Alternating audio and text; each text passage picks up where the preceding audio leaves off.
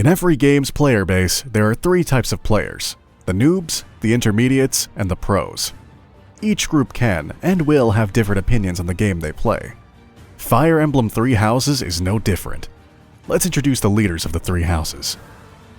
Dakota, representing the Novice House, containing individuals who have never played a Fire Emblem game until Three Houses.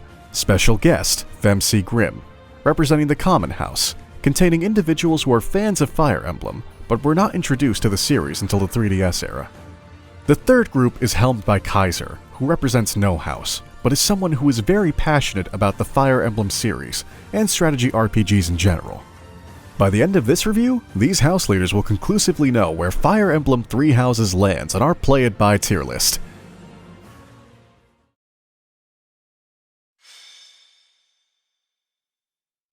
At the end of each week, you walk around the monastery and talk to your students as you build a connection to them. You only have a limited amount of stamina during a day, so you can use it on yourself, the story, or your students. I'm also glad that we don't have to do this for 365 days of the year. But from a gameplay perspective, the movement is fine, but in terms of micromanaging your army, or rather to actually do anything in general, it bloats the game to a necessary degree. Much like Persona 3, 4, and 5, the day system is completely fine, but when it comes down to the function, the Persona games are more streamlined in how you interact with the game. Granted, I feel Persona brought this out better in the end. While sure, you can go around the market and buy things, you aren't really pressured into having to make money when you get bullions from doing the random quests when you do battle days. And you also get an allowance, which maximizes to about 5,000 G pre-time skip every month. Why do I have to walk across the map to get an item, walk across the map again to deliver it, only to learn that the lost item was for someone else? It's just infuriating and wastes time. Also, completely off topic, but the fact we miss events that are spoken about in-game bothers me. I wanted more Monica. As you guide students to learn certain subjects, sometimes the student wants to learn it, sometimes they don't, so they don't learn as quickly early on, until they learn to love the subject and eventually excel. I ended up just choosing the cool-looking directions for my students based on their individual personalities. For example, I saw Linhardt as a book nerd, so I directed him towards attack mage abilities. I guided Petra towards an assassin-like class, because she seemed to know a lot about hunting and gathering. Caspar was my eager brawler tank, and Bernadetta was my sniper, because I felt like she never liked direct combat. The fact that it gives you the freedom to do different stuff is one of the things I like. On one of my playthroughs, I made everyone be a brawler, and it was kind of funny. Coming from SLV, magic system is more fleshed out in this game, giving everyone more dedicated spell lists and the like, which adds a lot to making each unit different. Some are better than others, like Scythia, but ultimately, it's a sound magic system. At least you don't have to take damage when using spells and Shadows of Valentia echoes. Having to keep Jeniel and May alive was a pain. Ultimately, SRPGs are all about risk and reward. Having to weigh your decisions is the most important part about playing these games. But without permadeath, the impact of losing a character in battle is non-existent, which is a shame. When it comes to making the game engaging and detailing what you need to know what to do to tackle the next map, it's just not good at conveying function. Additionally, if you interact enough with characters that are not in your house, they will offer to join your house, and you can tune them how you want. Getting connected to the characters at your own pace is some of the fun of the monastery section, which I really enjoyed playing. I'm also glad that the game is voiced over, because I would not read all of that dialogue. A counterpoint to this would be that with limitations, the player can be more creative in how they approach a map with what they have. That boils down to classes, units, even to the map itself. With how open the gameplay of Three Houses in terms of free reign and pretty much everything, it's rather dull when you can make everyone as overpowered as possible.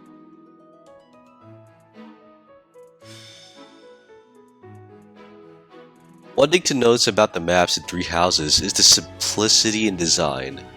Simple objectives and simple maps that are rather one track with either your root the enemy or defeat the boss objectives. Not bad, but it's not engaging without different types of objectives with a different focus or variation to the maps themselves. I don't head to a map in Three Houses thinking of what I should prepare and what units to bring. It's more so sending your favorite unit to see them master everything. It's not engaging from a gameplay standpoint. It's not interesting. It's amusing the first few times, but then it's just boring when you can just cheese maps with your favorites without as much as a thought. Comparatively, map in one of the classic games, Frosty Ascent 6, is a great example of making engaging maps. Chapter 10 of FE5, Noel Canyon, is a well-designed map with one clear objective, but many ways to go for it. From gathering goodies all around, punching through the barrage of enemies through the middle, or to go through discreetly from the bottom. There's no perfect strategy, nor can you cheese it as easily. It's a map that I believe that Three Houses could have taken good inspiration upon instead of mostly copy-pasting objectives and not making an effort to make most of the game engaging. While the maps are semi-plain and simple, the battles do make you think, especially the final fights. The added mechanic of having large beasts to fight does put a pep in your step, but usually you can take them out easily. I do wish they added the capture of objective missions, as it would have given you something to do if you wanted to be a pacifist. The game is garbage at telling you how new mechanics work, especially for a player who's never played Fire Emblem.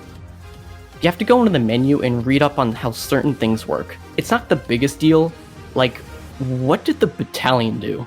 Battalions make an already easy game even easier. All you need is Ash and you could just cheese entire maps really easily. Though in harder difficulties, abusing battalions is a must, considering the artificial difficulty and increased stats. I'm a fan of difficult games, while I'm not interested in artificial difficulty. I didn't read any of it and just went through some trial and error and still finished the game.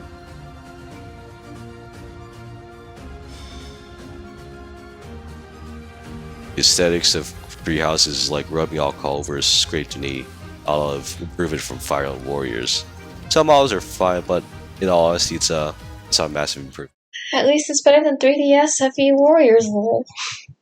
The entire art style isn't really unique, as it borrows the slightly generic Japanese line work. Mind you, I don't say this as a negative. In fact, since it seems to be consistent throughout the Fire Emblem franchise, I don't think the art style should go in any new direction. The 2D portraits for each character are as detailed as ever, but when translated to 3D models, some of the detail is lost and the emotion is not executed very well. Granted, facial expressions could be better, but overall I think they could have done something better.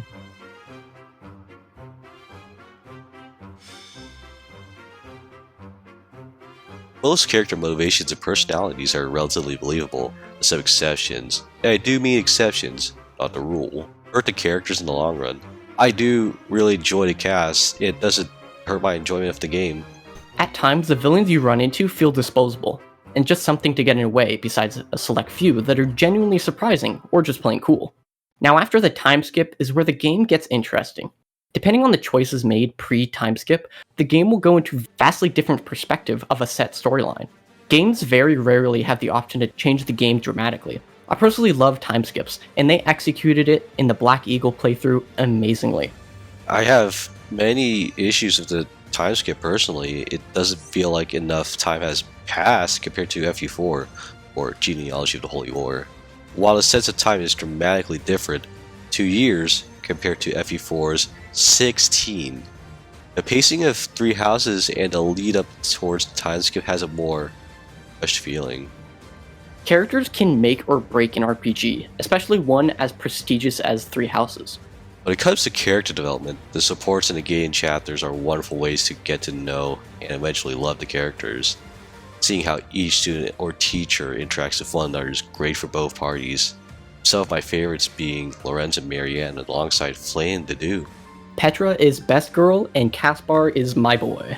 Mercedes and Marianne are the best, and you can quote me on that. I disagree on the best boy. Have you seen his summer alt in Fire Emblem Heroes? No, Ash is best boy, as is Hubert. Rhea. Her character isn't great.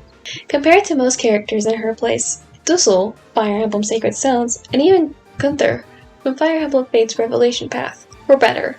Hell, Leif and Thracier from Fire Emblem Heroes Book 3 were more compelling. While her end of fight was interesting, you didn't really get the feel of it being like the penultimate battle in Silver Snow like you do at the end of Azuri Moon and Verdant Wind with Hedgemole, El, and Nemesis. While yes, Edelgard is shown to be an enemy in the 3 other routes, Rhea is shown to be the enemy in the Crimson Flower route. It made it kind of hard to really feel which one was the good side, what both sides did. While I ultimately think Edelgard was in the right, it does leave me with a sinking feeling that Rhea was also right. But Edelgard was put in a position that some nations were in. You don't really have a lesser of the two evils in this game. You're just left questioning what was right. Your main avatar, Byleth, falls into the trap of being generic for the sake of letting the player choose your personality, but I would have preferred playing as one of the 3 leads of the houses. Honestly, can't we agree that Byleth is a lot like Corrin? It's one thing to dislike Byleth, but I would have compared him to Corrin. That's too much of an insult, and I would not wish even my worst enemy to be compared to them.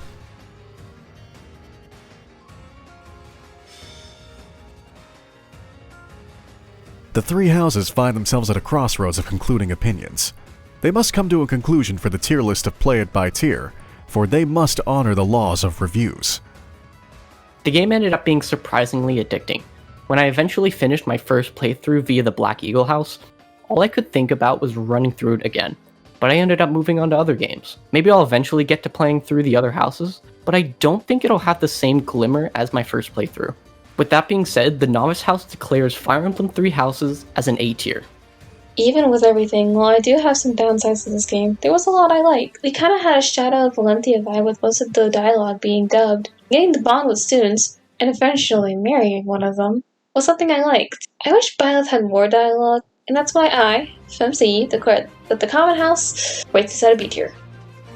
I am no real representative of any community or house, or from the perspective of someone who genuinely loves the franchise, wants to see it grow. I can't recommend 3 houses. It feels rushed and lacks a lot of the grit and engaging maps that's key in any and all SRPGs. Pick it up and have fun. I can't rate this game anywhere above a C. The 3 houses agree to common ground and average their respective ranks, allowing Fire Emblem 3 Houses to fight itself into B tier. Also, Dakota, playing through Golden Deer next. Claude will grow on you.